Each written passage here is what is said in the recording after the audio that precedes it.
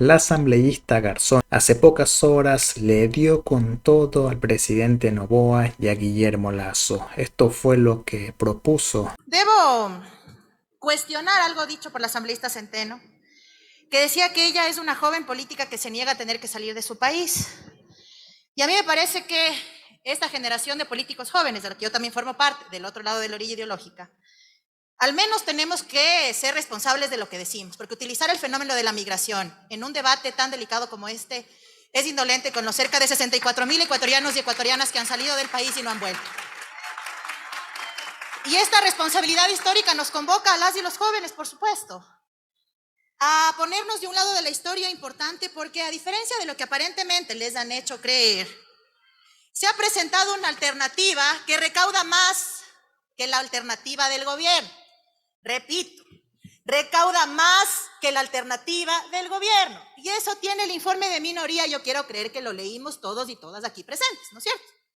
¿Qué propone este informe de minoría? ¿Qué otras alternativas son posibles?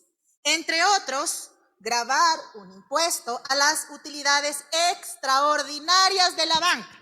Voy a repetir de nuevo por si acaso.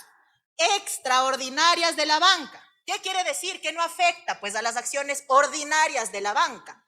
Por lo tanto, pensar que la banca se va a ver afectada cuando en la pandemia, por decisión gubernamental, nos refinanciaron las deudas y nos acabaron cobrando el refinanciamiento, la mora, el interés del crédito y el crédito. Y de eso nadie dice nada, pues, porque la banca nunca pierde y la historia de nuestro país eso nos lo cuenta.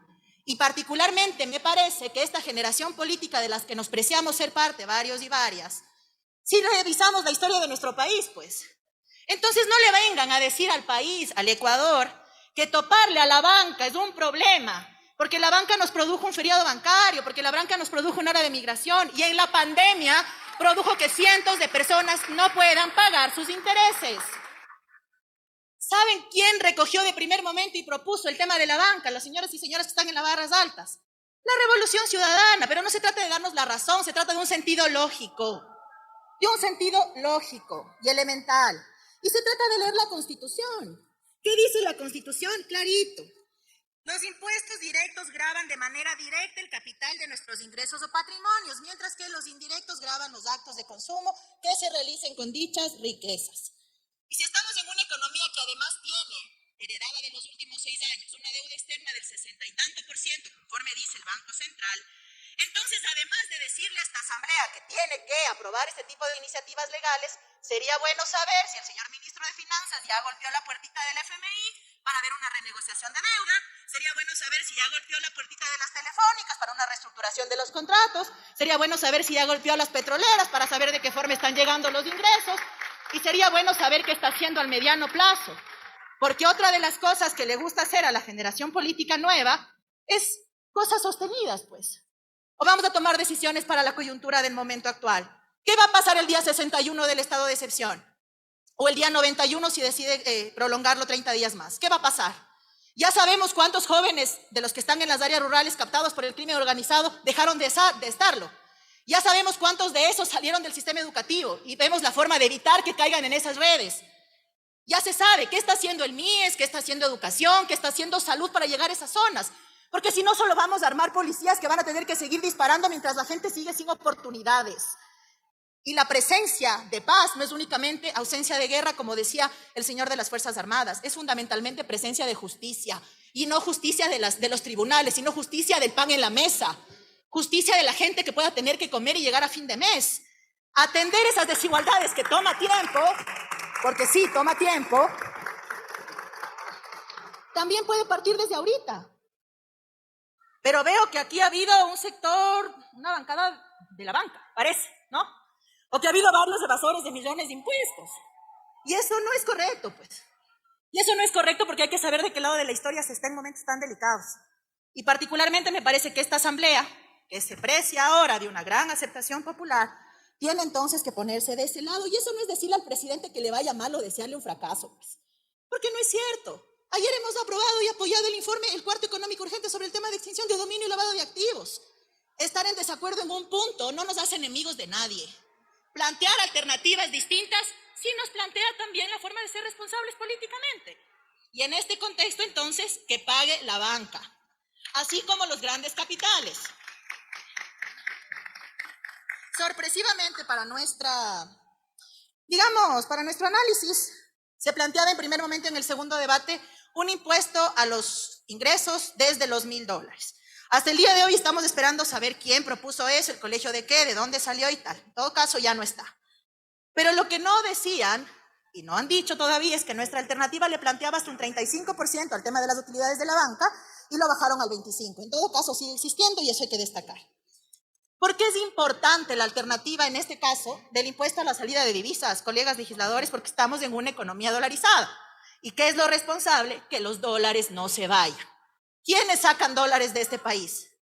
¿Quiénes se llevan los dólares de este país para no pagar los tributos aquí? A ese sector, entonces, también hay que grabarle el peso de esta crisis, pues. Pero es que se trata de un mínimo de sentido común. ¿Y qué más hay que hacer? Reconocer que el sistema de rentas internas también está fallando y lo han dicho en esta asamblea, porque no hay una recaudación correcta y se pierde en esa falta de recaudación correcta 3.300 millones de dólares.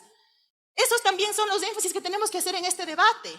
Y eso no es estar en contra del presidente de la lucha contra la seguridad, es de estar hablando realmente, ciertamente, de dónde hay las alternativas para este financiamiento, que no tiene que ser al corto plazo, que tiene que ser al mediano y largo plazo, y por eso se requieren decisiones más profundas. Y seguramente dirán, no, ustedes ya hicieron una cosa, hicieron otra, ustedes también subieron el IVA. Pero hay una situación país, pues la economía nacional no son solo billetes. La economía nacional es gente que no tiene cómo llegar al fin de mes, lo dicen las cifras. Y esa gente sí siente la afectación si llegara a incrementarse el IVA, aunque digan que no, porque esa gente cotidianamente tiene que enfrentar el alza del precio de la vida, porque tampoco hay un control del poder del mercado y de la especulación. Entonces, por supuesto que tenemos que sacar adelante el Ecuador, pues, pero hacerlo bien, no hacerlo para el titular del martes, no hacerlo para la noticia de la semana, hacerlo a largo plazo.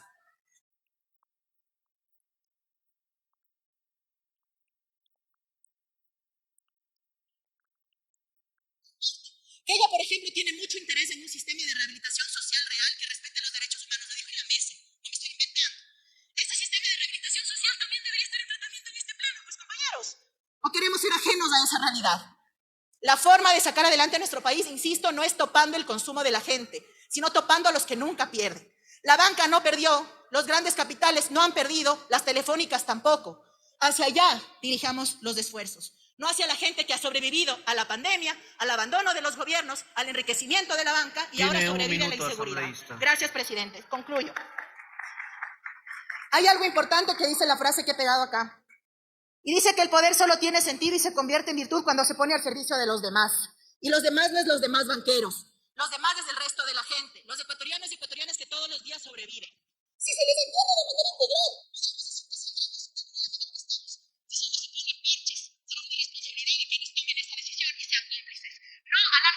que pague la banca.